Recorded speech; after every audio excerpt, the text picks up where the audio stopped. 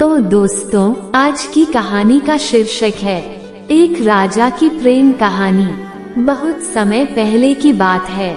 एक राजा था और उसकी 3 पत्नियां थी।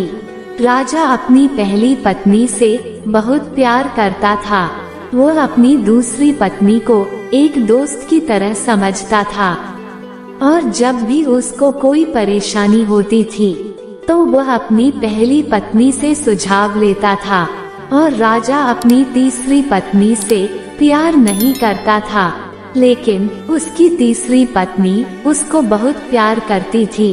राजा हमेशा अपने कामों में बहुत उलझा हुआ और व्यस्त रहता था। एक दिन राजा की तबीयत बहुत खराब हो गई और उसके बचने की बहुत ही कम उम्मीद रह गई थी।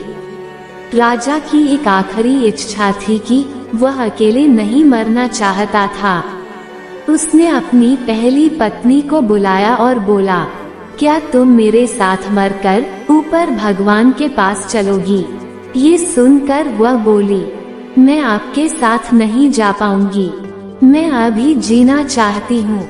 उसके बाद राजा ने अपनी दूसरी पत्नी को बुलवाया और राजा ने उससे भी पूछा, क्या तुम मेरे साथ मरकर भगवान के पास चलोगी? तभी उसकी दूसरी पत्नी ने कहा कि मैं तो अभी जवान हूँ और मैं आपके साथ भगवान के पास नहीं जा पाऊंगी और आपके मरने के बाद मैं दूसरी शादी कर लूंगी। ये सुनकर राजा बहुत दुखी हुआ और मन ही मन बहुत उदास हो गया और राजा ने अपनी तीसरी पत्नी को बुलवाया ही नहीं।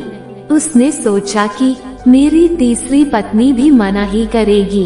तभी अचानक उसकी तीसरी पत्नी खुद चलकर राजा के पास आ गई और बोली, मैं चलूंगी आपके साथ भगवान के पास और हम दोनों साथ ही मरेंगे। उसकी बात सुनकर राजा बहुत ही खुश हुआ, लेकिन फिर बहुत ही निराश हो गया और बोला, मैंने पूरी जिंदगी तुमको प्यार नहीं किया और आज तुमने मेरे साथ चलने का वचन दे दिया। मैं अपने आप को कभी माफ नहीं कर पाऊंगा।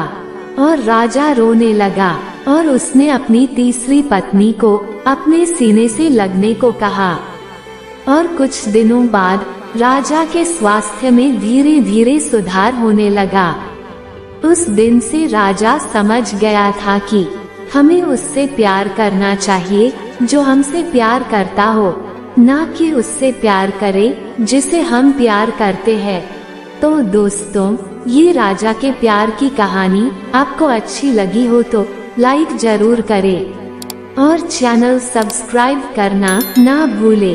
धन्यवाद।